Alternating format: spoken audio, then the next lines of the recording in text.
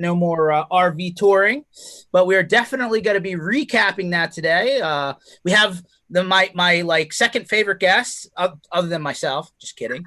No, Ken Patterson's on with us again. Big Ken.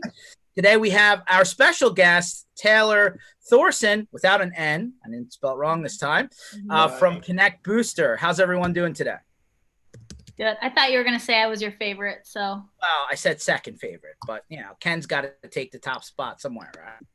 That's right. Somewhere. Got to have some spot. Right. Exactly. Thanks, George. Thanks, George, for sending a little love.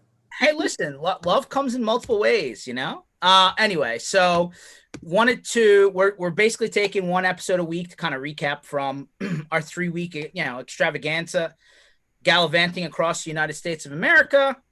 And would love to, just kind of zoom out for a second, really, give me a sentence on your experience overall, right? Like recapping 30,000 foot overview. Give me a sentence, Taylor, on what you felt about our trip. I mean, besides that, it was a blast. But that's always good. I mean, that's a sentence for you, but there you go. Yeah, I'll take that if that's where you want to stop. No, all good. I mean, Ken, I feel like every day we keep on going back and forth with different people we found, met it along the way, and different people that, parking lot to parking lot, city to city. I'm still getting messages back from people pretty much daily. Thanks for coming out. Really appreciate you guys for, getting on the road when nobody else was. And listen, we didn't know what it was going to be. I remember in the early days planning this with you, we were really scratching our heads wondering if it was going to happen, right? Well, I mean, look, I'm going to probably say this in every single episode we do, right? We had Scott last week. We got Taylor today. We'll have the rest of the crew once a week, like you said. I'm going to say the same exact thing. There was no doubt that it was happening because it was you and it was me. Two guys who have that East Coast, Northeast mentality like, oh, wait, did we say we're going to do something? We're going to follow through. So, yeah, there's no question of if we were going to do it. It was when. And the fact that we pulled it off when we did, when everybody else was saying, oh, that doesn't look too good. That's a bad idea. All we were focused on was the partners. And then when we started thinking about, well, okay, we're going to go out and do some good. Let's spread that. Let's talk about food vendors and the drinks and all the things we have to buy in between. And then let's expand that out a little further and talk about food banks and how we're going to deliver some good that way too. So it wasn't even about us. It wasn't about our companies or optics or anything. We knew we could do some good. I think that's what drove us to kind of go all the way. 100%. Taylor, I'll throw you a few softballs. Where are you based out of?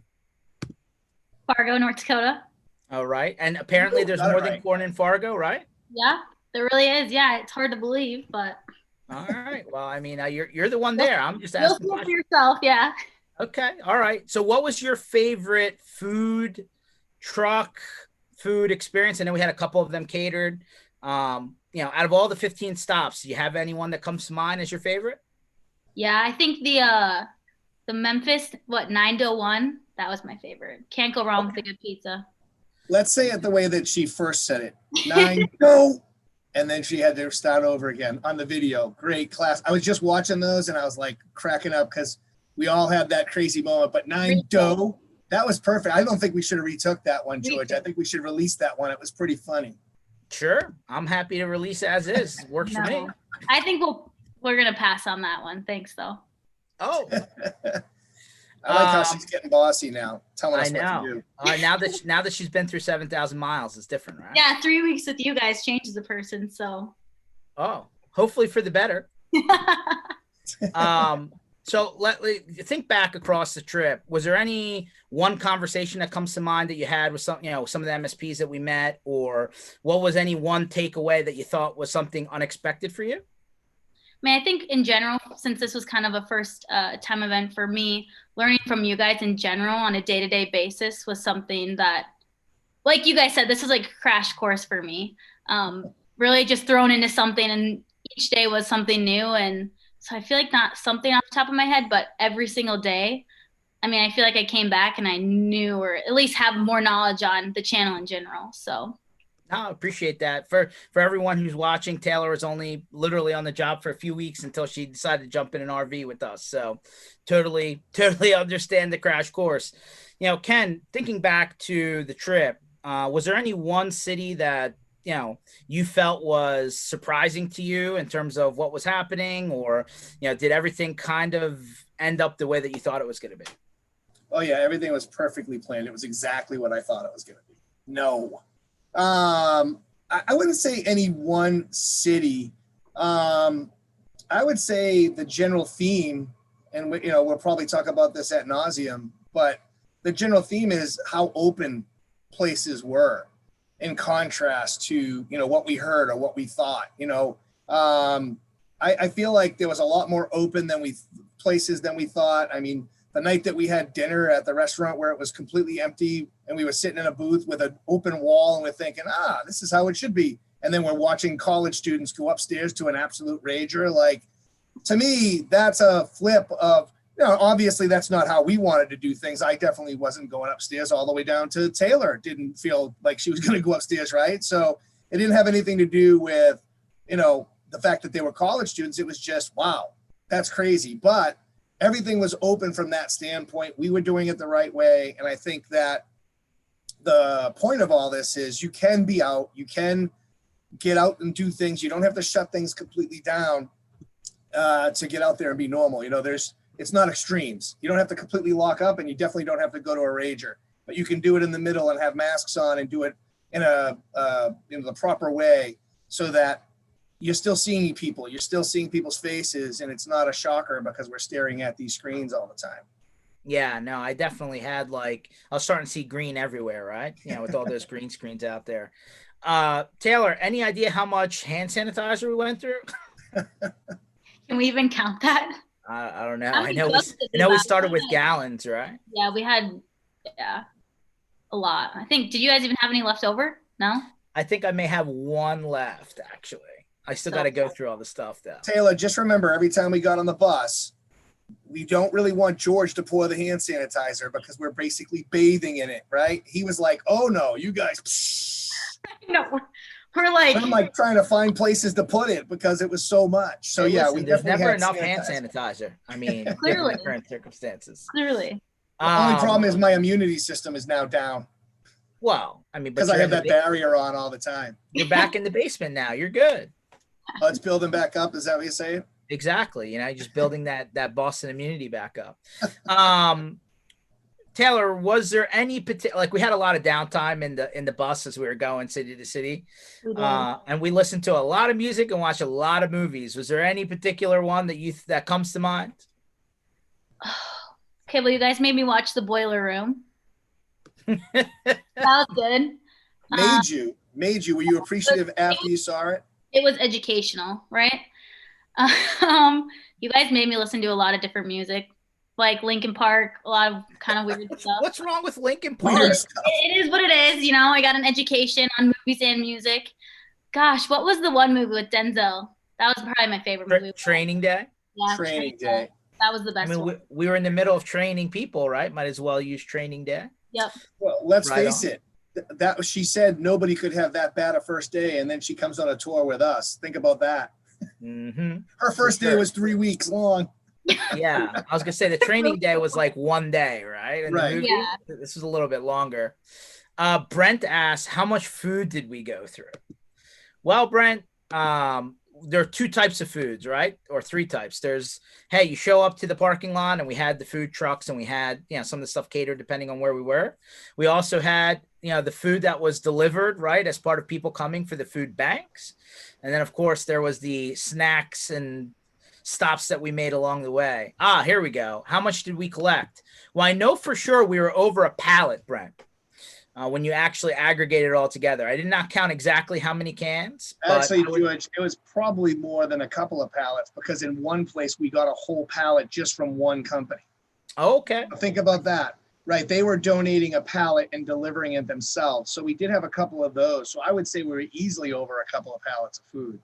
Yeah, I mean it seems like the food banks in all the areas were definitely appreciative. We had some, we were cut short on a couple of, kind of exits because the amount of travel time between cities on the road. So I know a lot of the MSPs that were hosting us, did deliveries, in each city on their own, when we couldn't do it. But I would say on average, we didn't have less than 20 cans or so per, because everybody brought a couple, right? So, And we you know, got cash too, George. There was the flip side of that. Like oh, Chris Leffingwell came from Oklahoma was like, I never had a chance to stop because I was driving straight through to get here to the event, and he pulled out $40 and put it towards the cause. And JP went out and got a whole bunch of canned goods and gave it to the food bank. So that's we awesome. got quite a bit of like little odds and ends as we were collecting and going through that stuff. So yeah, it was really cool. And we even got dog food. Who knew that food banks could have animals, right? There's animals. So we got a case of dog food in Denver. That was cool. Brent says he works with a homeless org, so appreciate the heads up there, Brent, and we're happy to help the cause. I mean, a little bit of goodwill goes a long way, and you don't know what everybody's situation is in every city for sure. Taylor, did you get, was anything surprising to you on the trip? We know we learned a lot, crash course, all that jazz. Was there anything that you thought was unexpected to you after the 3-week trip? I mean, I think it was a little crazy to see how open everything was. We talked about this a lot, just how everywhere we went, things were open. I think I was expecting things to be more shut down than they were. So it was good to see though, for sure. Absolutely. Ken, did you have anything to say about parking at Chick-fil-A's? You mean parking in general? I mean, okay. Listen, we didn't go into this lightly. George and I, George especially thinks big. He's not a small thinking kind of guy. And so, when we were doing this, I kind of took the George mentality and said, we're not driving. There's no way we're driving. If we're going to get a big thing, we need to get a driver. So our driver had 10 years of experience driving Bruce Springsteen in the band and had 10 years experience with Jimmy Buffett, and then some others that these guys never heard of, like Michael McDonald and some pretty old school bands, from the Doobie Brothers. And it was just crazy. And then to watch him park a truck or come around, I mean, George will tell you, Taylor will tell you, he come around a building, I'm like, there's no effing, whoa. And he would just get into these spots that were completely amazing. So yeah, it was pretty interesting to watch someone who do that. I think when I'm driving my car and I get in a spot pretty tight, I'm like, I'm the man. But now it's like completely and utterly put to shame by Slade. The guy just got us into some great spots. And that was George's first unfortunate bad experience with Chick-fil-A, one employee out of however many, but it got made up at the next stop, right? They moved the whole entire driveway for us to get us out. But your first bad experience, I'm sorry, George. Well, I mean, listen, I know you're an airline points guy. I know Taylor's like, I can't wait to be a Hilton, like gold platinum person. I'm the Chick-fil-A, like super uber platinum guy, right? I mean, that's my point system. That and Chipotle, right? So, but Chipotle, you just get to the free meal. Like Chick-fil-A, you can actually like go up in the world. But it's the first time I submitted a complaint via the app, I'll tell you that. Yeah, I'm sorry. We had to work through the tears. Taylor had tissues for him and everything. It was rough. Yeah. It was unbelievable. By the way, Brent, no compensating here, buddy. Trust me. Everything's just crazy because that's how I like to do things. But maybe it's a Philly thing. I don't know. Maybe it's a bald head guy thing. I can't tell you. That's just how it works out. Bald head guy thing. That's what I think. I don't know. Man, there's every time I run into somebody bald, they're a little bit crazy too. I don't know. This comes from me. I used to have an afro, right? No, Brent, but you can keep on guessing. Taylor, did so you came, you've been with Connect Booster now for over a month, right? With the 3-week trip. When you were first interviewing for your job, what made you want to come into the IT business, the IT industry, software, whatever you want to call it? I mean, it's something absolutely different than I was ever expecting, but how much it's changing, how much it's evolving. I think that was something that was really cool about it. It's changing. There's just so much to do here. And I didn't even realize it till I got into the job, all the things that came with it too. So it's super exciting. It's new. And yeah, I'm over a month now. So that's good. Okay. All right. Yeah. What did you go to school? All right. I got you. You're going to get a badge. What did you major for in school out of curiosity? Business admin and marketing. So, Okay.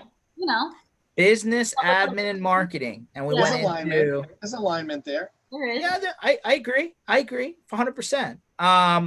Ken, if you were to give advice based on all the conversations you had across the trip, what's the first thing that comes to mind if an MSP says, what's going on today and what should I be worried about? Oh, Georgie, you ask the best questions. Seriously, it's like being on those shows where they make you cry because they peel the layers back a little bit. Look, the main thing that was consistent is cloud is the place to be. And before this, it was hard. Now it's much easier. And so, all the little guys out there, I've already said this and I'll continue to say this. Now's the time. It's wide open. Don't feel like you're left behind. It's easy to jump in and do this. You have a lot of help.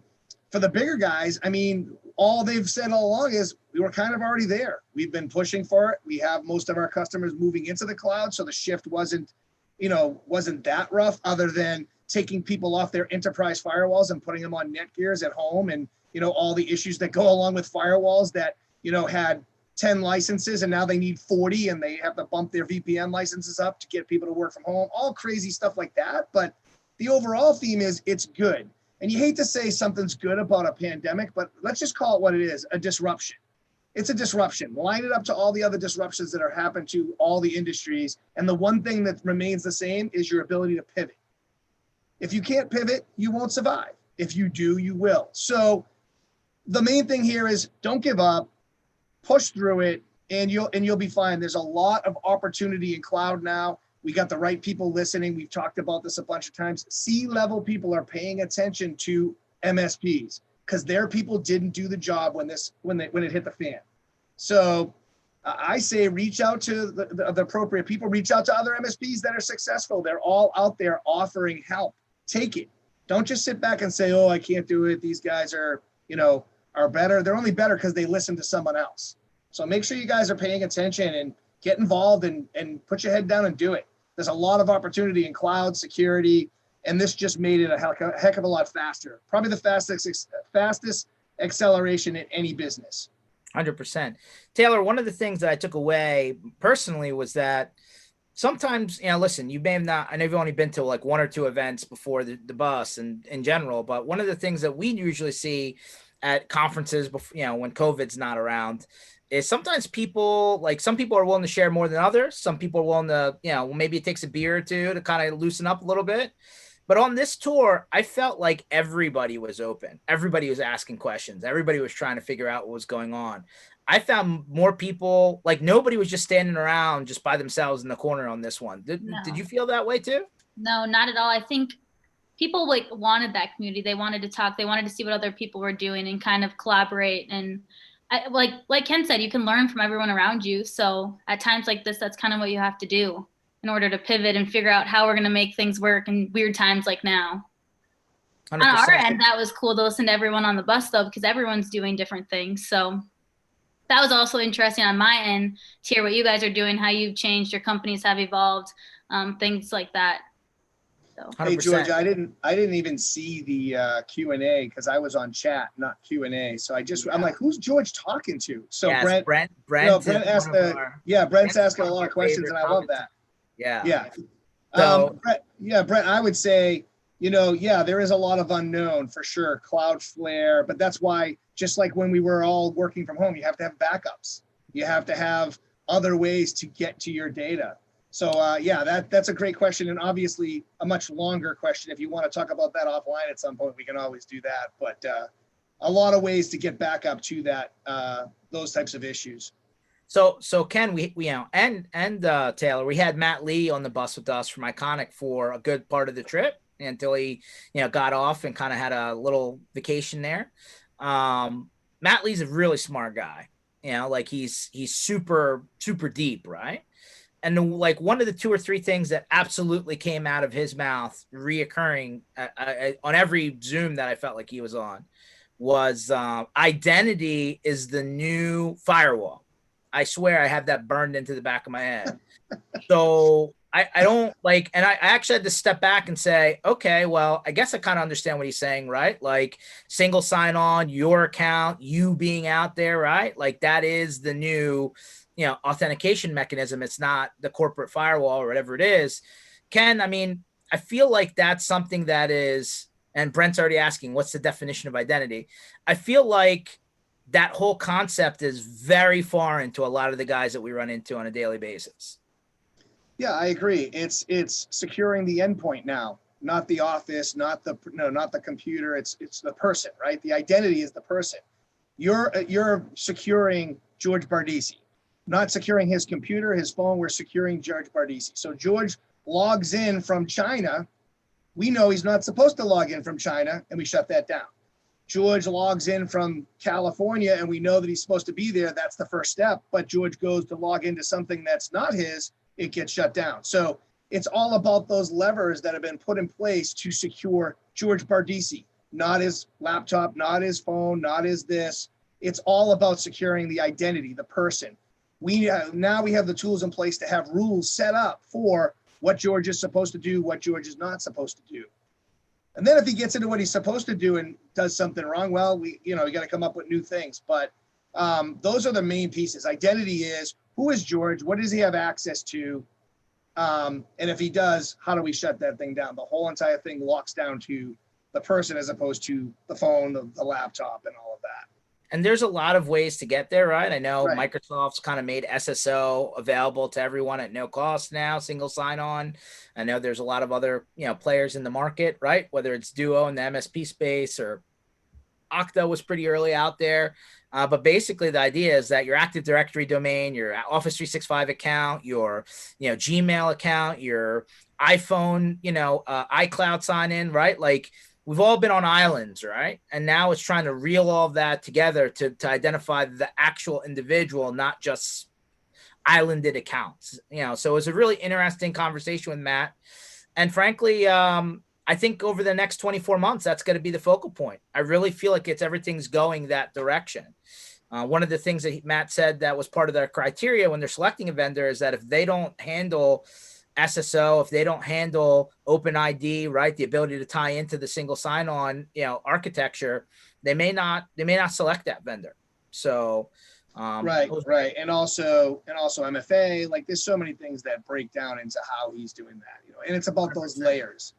Right, you got to have those layers. We watched Minority Report on the bus. It's coming. I feel like the eye retina scanner as you're walking down the street is going to be for real. Right. I'm going to do a George thing though. George quotes. What was the bigger word that we heard from Matt Lee? And I'll bet 100% Taylor will recognize it. Paradigm shift. Yeah. Right. Mm-hmm. Everything's about that shift, that paradigm shift. Matt always starts with that, and then he starts getting crazy where I'm sure at one point Taylor's like, okay, I have no clue what he's talking about. Because me too. Sometimes he just gets off on these tangents, but it's because of that analytical, smart, he knows how to break that stuff down. And Brent, I would recommend talking to Matt Lee. The guy's wide open to talking about security and where it's headed. His whole thing is about being that evangelist for security, and helping out MSPs. So yeah, the paradigm shift one probably would be, if I was going to bet money on one phrase being said, that would be the one I'd win the money on. Paradigm shift is going to be the start of all of it. 100%. So here's a good one for you, Taylor, that fits right into the mix. So, we've been talking about work from anywhere for like 5 months, right? You lived it for 3 weeks. How much work did you really get done? Ouch. Yeah, it's like, do you want me to be honest here, or put up whatever you want? I asked the question. Hey, well, how about you change it for? We did get work done. Just hard when we're in like a small area and there's about 10 of us and everyone's talking. Yeah, I get that. We might have got like a little bus sick too, but we were able to work. We can work. I'm a motion sickness guy, right? If I'm looking down too much and I'm driving, or in a car that's driving, not doing that at the same time. Yeah, no, that's good. I was going to say, George looking down while driving. This is why he didn't drive the bus. Right. No, that's why we said nobody's supposed to be driving the bus. Right? George, to your original point, probably shouldn't have phrased it as how much work you got, because immediately she's like, "What do you mean?" I think that it was about, could you work? We're talking about working from anywhere. Literally, we could have worked from any place that we were, other than when you're typing and you're doing this in the back of a bus. It's a little bit harder. But I would say that, to your point, we were joking about it. We're like, this is the modern workplace. The modern workplace is right here. We're in a bus. We didn't have 10 people either, Taylor. Jeez.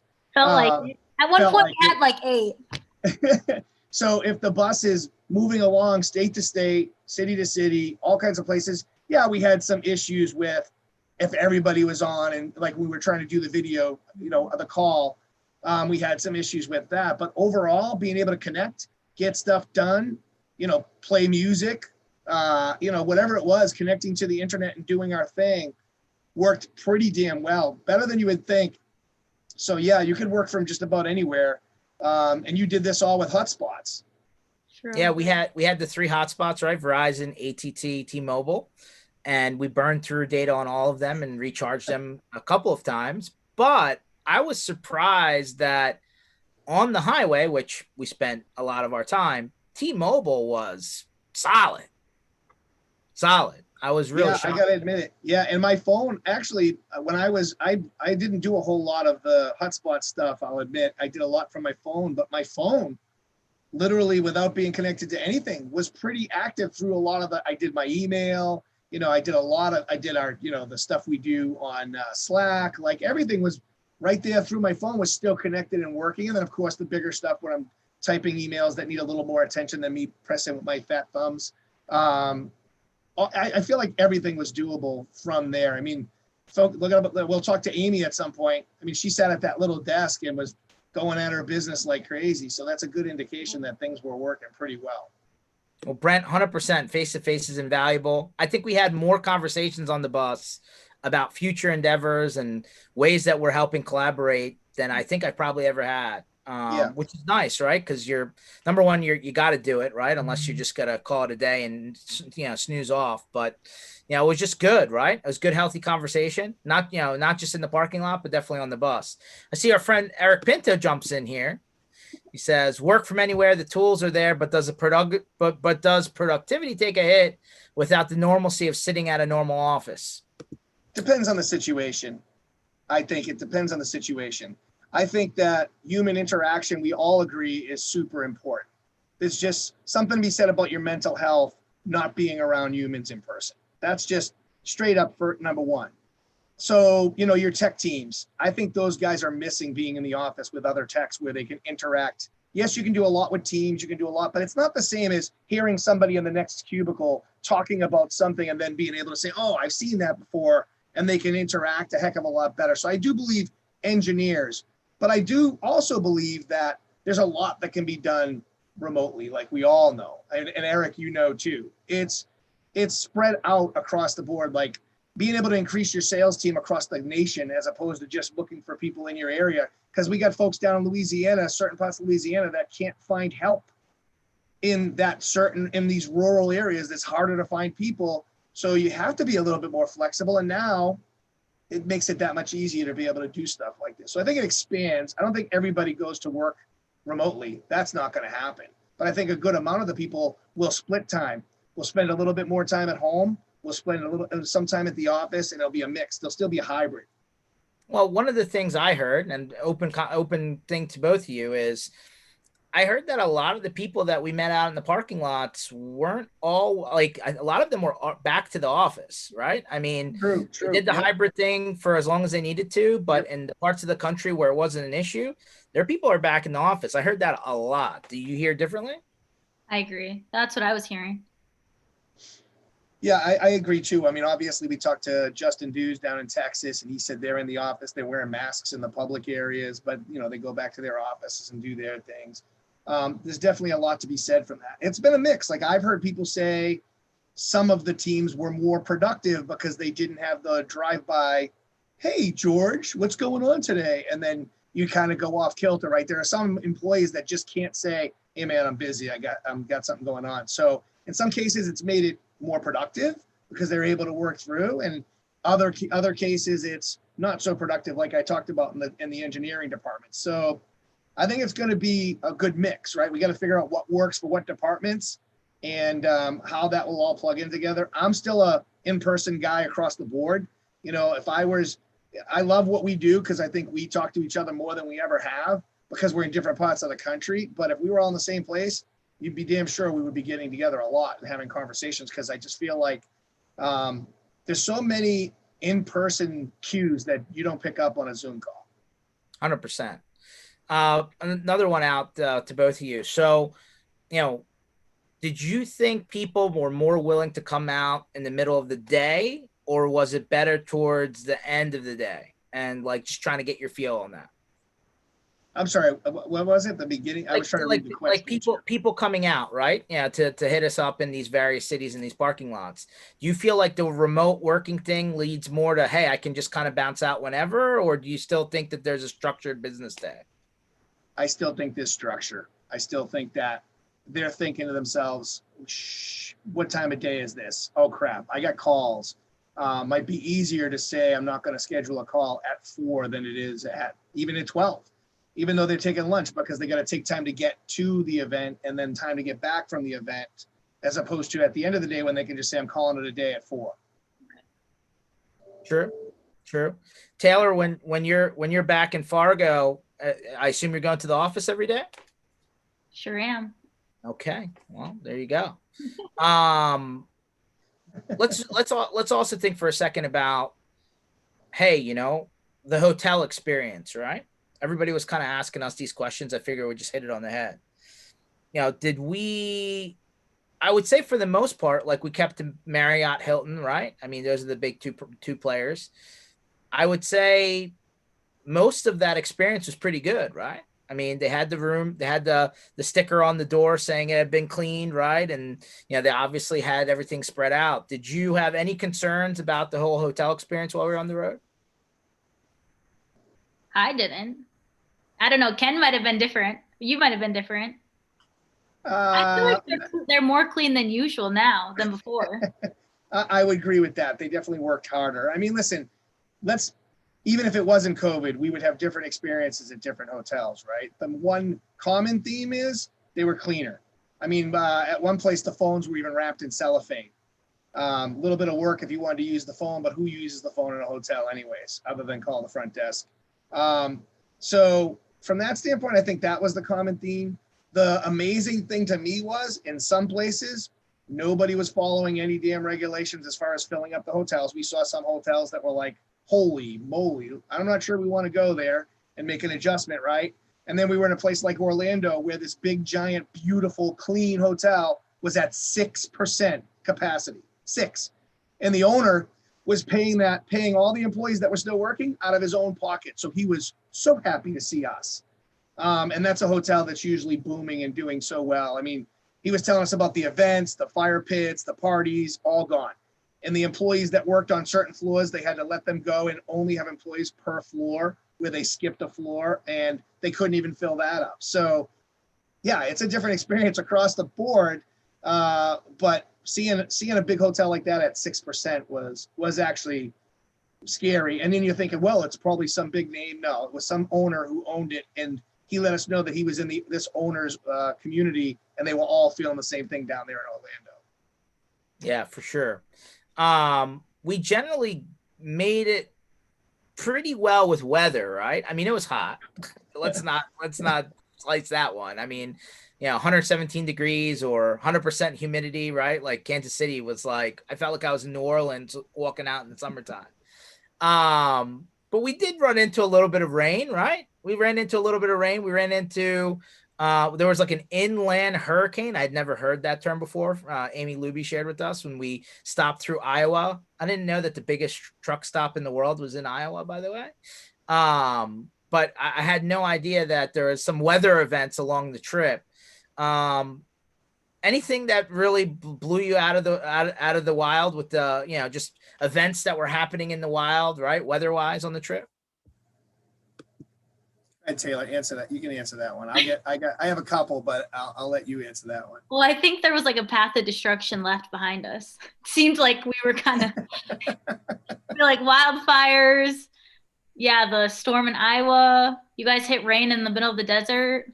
I mean, yeah, that was not weird. rain. A full-on storm in the middle of the desert. By the way, what was that, George? First time in 60 years a rainstorm like that came through the desert? It was crazy, man. I was shocked. I like people were just taking video of the rain. You're like, I've seen rain before, but it was literally the middle of the desert.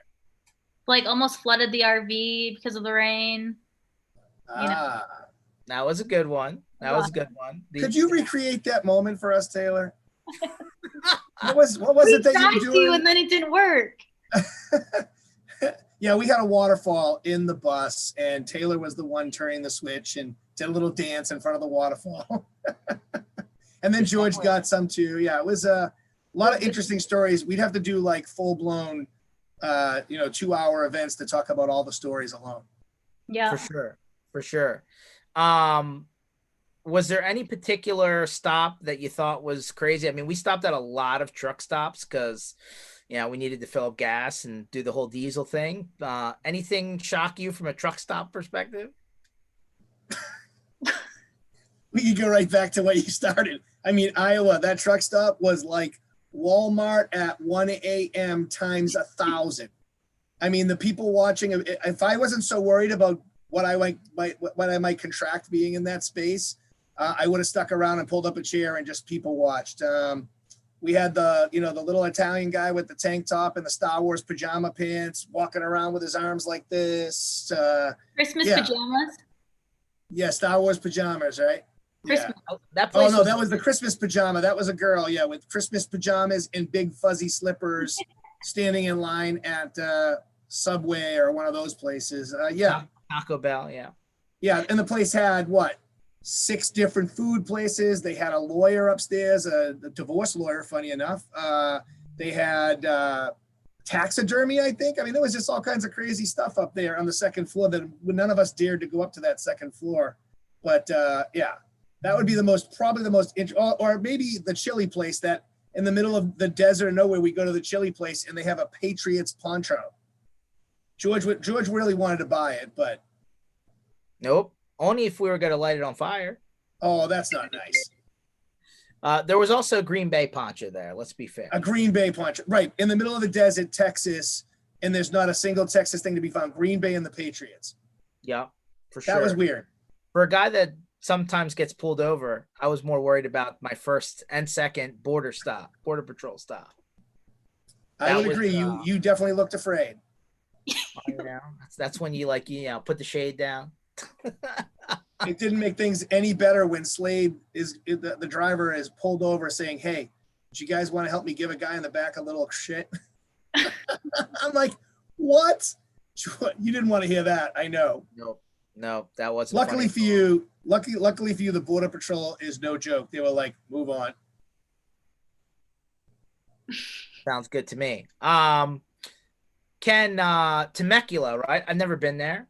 I was thinking about my favorite kind of new things along the way, right? Like I'd never been to that part of California. And I guess to both of you, was there any area that you had never been to that you were really like, oh, I dig this? Or, I had never been to Kansas City. I'd never been to Temecula. I've really only passed through Raleigh. That was my first time stopping there. So there were a couple of new areas for us, right? Well, back up. First of all, I know you didn't enjoy Kansas City. I'm pretty sure you burst into flames the minute you stepped out of the vehicle. So it was stupid. It was like 120% humidity. I'll tell you, I never thought Kansas City would be 100 degrees and 100% humidity. That would be the last place out of all the places we went. That was the hottest spot. Mm-hmm.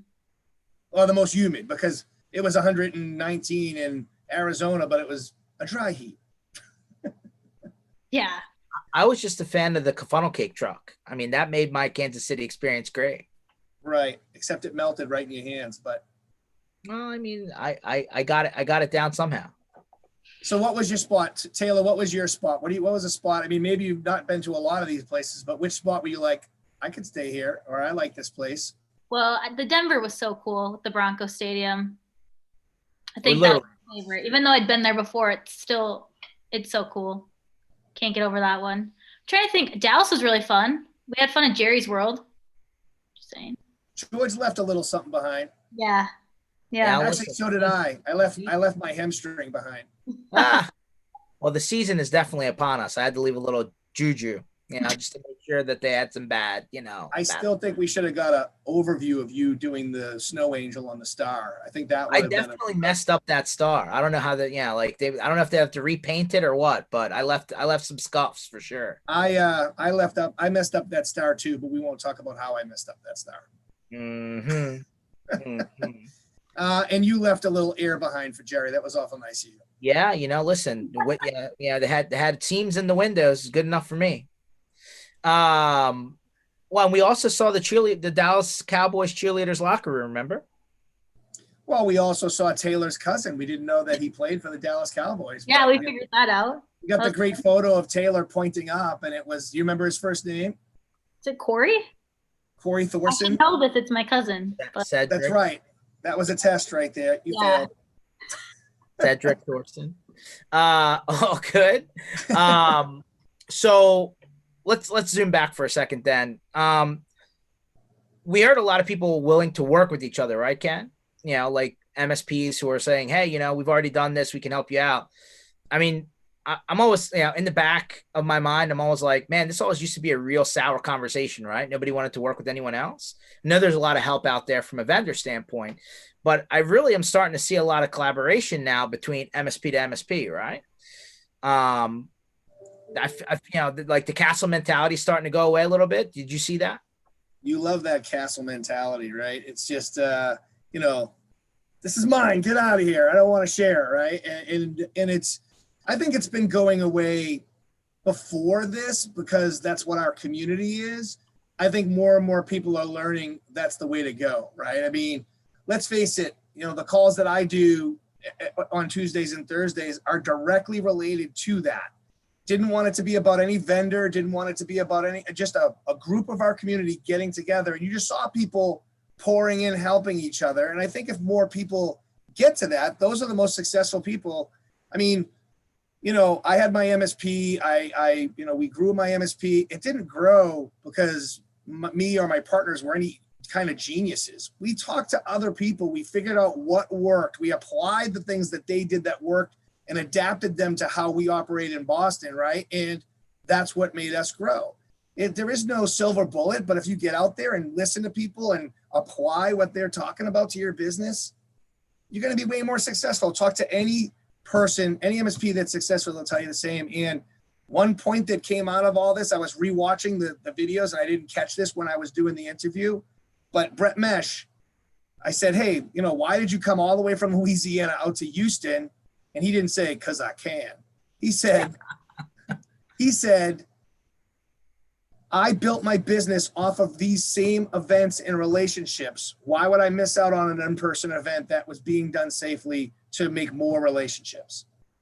And he said, what he's learned is, yes, it's great to be home, and I'm still going to do events next year, but I think I'm going to be more careful about which ones I go to.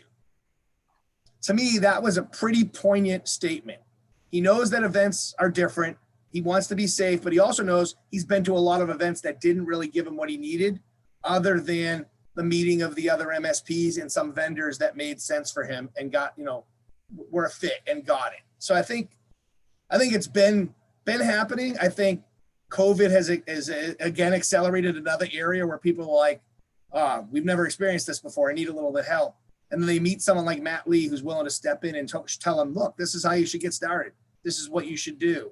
And vendors like everybody that was on this trip that were all offering advice without trying to sell.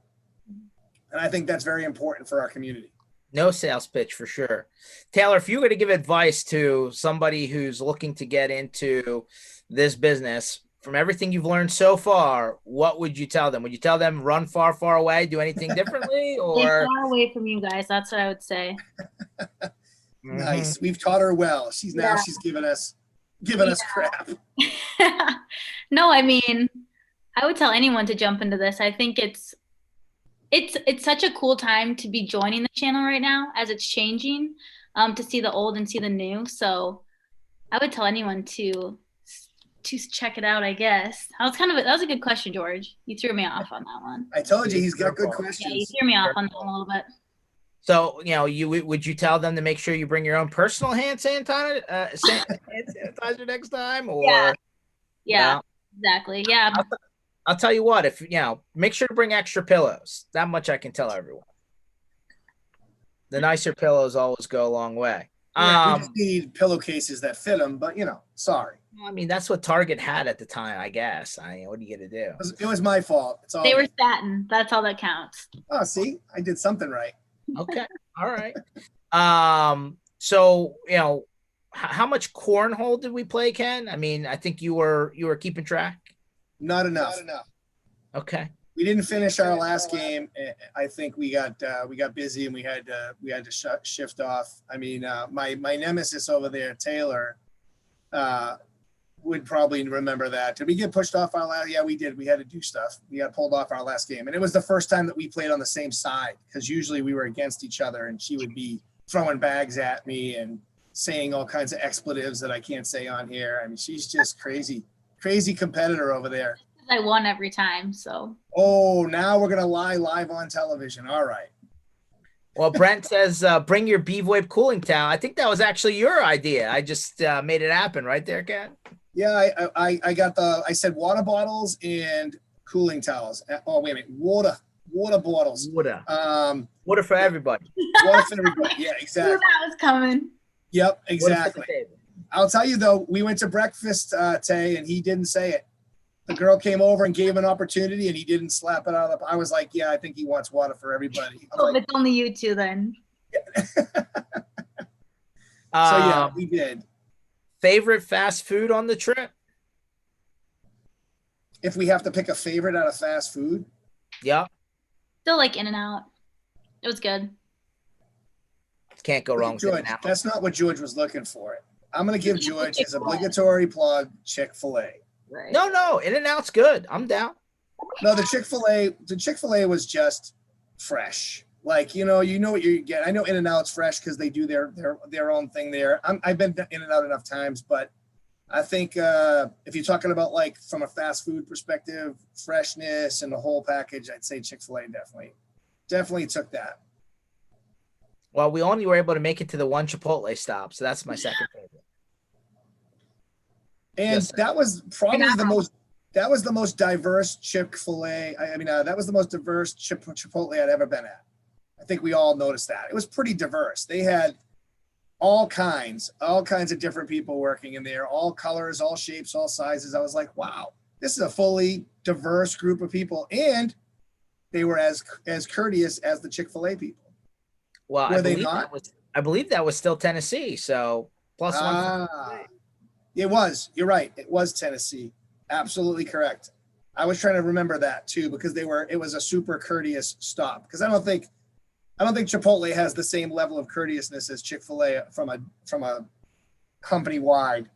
Well, except in Palm Desert. One lady George will never forget. No, still upset. I was pretty shocked when we found that pyramid in Memphis. I didn't know that was there. Yeah, that was the X Esports, I think it was what it was before, or that's what it turned. I don't even remember. Paul would be able to tell us, but yeah, that was pretty. The same one they have in Vegas. That's the e-gaming place where they go and do the esports.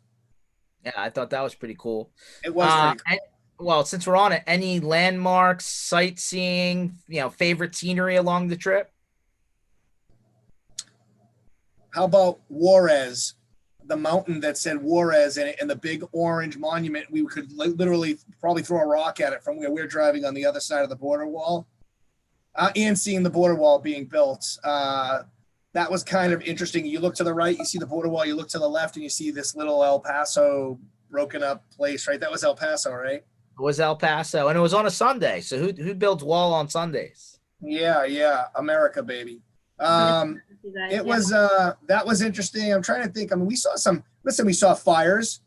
We saw a plastics fire in Dallas from a hotel room. I forgot about that. We saw a fire. Was that the desert where we saw the fire, like in the brush there, the whole entire, I have a picture of that.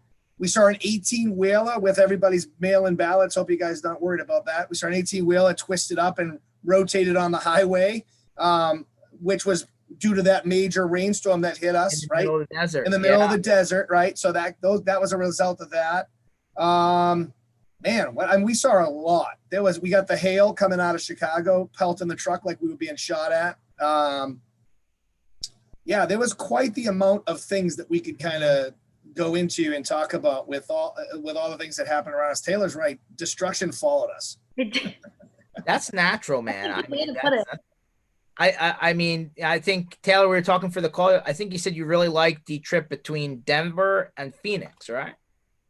Yeah, that was my favorite. Well, Albuquerque. We stayed in Albuquerque that night. Albuquerque to Phoenix. That was really pretty. That was by far the best drive. And so that people in the audience don't get crazy, we went to some of these places, but we were only there for a short time. So if we didn't stop by and see you or say hello, it's because George and I had no clue what it was like planning this trip. We thought we were going to have parties at night, be able to see people. No way. We literally were in and out of places, going through places for 2 hours at a time, literally saying, oh man, I wish we had time to see this one. Atlanta, we had a bunch of stops. We had places in between the Carolinas that we had people ask us to stop. We just couldn't do it. Believe me, the trip was a lot harder than we thought it was going to be based on the truck only being able to go 64 miles per hour and it being a truck. So yeah, I would say anybody that's reaching out and saying, hey, how come you didn't stop by? That's why. Believe me, the last thing we wanted to do was sleep for 4 hours and race out early in the morning to try to get an event done. Mm-hmm. Yeah, 64 miles per hour, 7,000 miles. For sure. Not I exactly think it was like what 14,000 miles. What was that? It's like 14,000 miles doing it at 64 when you're in 80-mile zone and we're doing 64. And our driver's trying to protect us from the bumpy part of the road. So he just cuts into the fast lane and has everybody beeping at him. 100%. Brent, I always need a flux capacitor. My DeLorean's outside, man. If you were to do it all over again, what would you change and why? Oh, Ken, you can answer this first. Oh, can I? Yeah, you were in the planning. I was in the planning. Yeah. Well, obviously, we didn't know what we didn't know, right? So, we had to do some trips that were longer and harder than we probably thought they would be. So there's that. I mean, what would I change? I wouldn't change. We were very specific and very small with what we were doing to get people there because we didn't want to exceed limits. We didn't want to have too many people there. I think we hit our goals with that, right? We didn't have an overflow of people where we were putting people at risk and doing that giant thing. I think if I were to change something and people watching this, and we said, hey, we're doing another one, ask us where we're going to be. Give us some heads up on your end because we still can't go out inviting to the masses. As much as we want to, as much as we'd like to, we can't do that. And the flip side of that is some people probably didn't know we were coming when we did. So if I could change anything, I'd put it out to people. Just ask us where we're going to be if you guys know us, and then we'll talk about getting you an invite. I mean, when you say that would be probably the closest thing, George, that we could do to help. Oh, I think we lost George. I'm back. Sorry. He's back. A little blip there. What are you, in my basement? Wait a minute, hold on. Yeah, George? Yeah, I'm about to call Comcast now.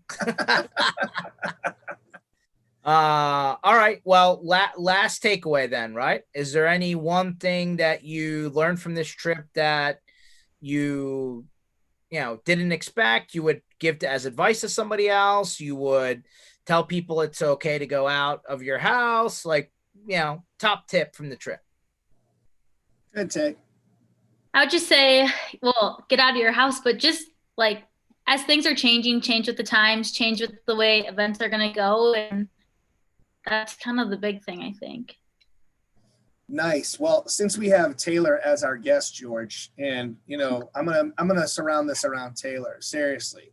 So if you're young and you're trying to do something new, jump in with both feet, because Taylor is an extreme example of somebody who could have easily panicked and said no to her bosses when they said, hey, we're going to put you on a bus for 3 weeks with a bunch of salty veterans from the channel. And, what could go wrong? So, I say from that perspective, I learned a lot from Taylor because her ability to adapt and adjust to some crazy people. I mean, we're a crazy group of people, not in a bad way. We're just a crazy group of people. So I would say to anybody that's new and trying to get into this and do this, take some advice from what Taylor did. She jumped in with both feet. She didn't take any crap from anybody. She did her thing, and also turned out to be one of the better people I know. So, and I think George can concur with that. I think that she's a good person. She jumped in with both feet, and my takeaway is I made some new friends on this bus. George and I think, got tighter, but I think that meeting Taylor and some of the other people on the bus was one of my better takeaways. I'm going to agree. The people. Good point. All right. Brent says the younger generation are amazing. That's what I found. Yeah, it's not like what people say. They don't give some of these people credit. They're too busy talking about the mass, which is the same in any group of people, I think. Look at the exceptions. We have a lot of exceptions, a lot of smart exceptions. And by the way, Taylor wasn't the only young person who jumped on this. For 3 weeks he was, but we had other young people. We had Addison from Lion Guard who stepped in and got her feet, in there and learned and gained. So I would say the same thing when we have Addison on here. I think she did the same thing, jumped in, handled it, and had a blast. 100%. Well, everyone, I really appreciate you hearing us just reminisce about this 3-hour tour. I'm sorry, 3-week tour. Every Tuesdays, we're going to bring somebody else that was on the bus, to share their insights and views and thoughts and, just kind of, reminisce a little bit more so we can see how things are going. Again, MSP Initiative, 1:00 Tuesdays, Thursdays, Eastern time. This whole session was recorded, so you can go back and look at all my funny faces. Brent, yes, 3-hour tour. Gilligan is right. Thanks for joining us, and we will see you here again on Thursday. Bye, everyone. Bye, everybody.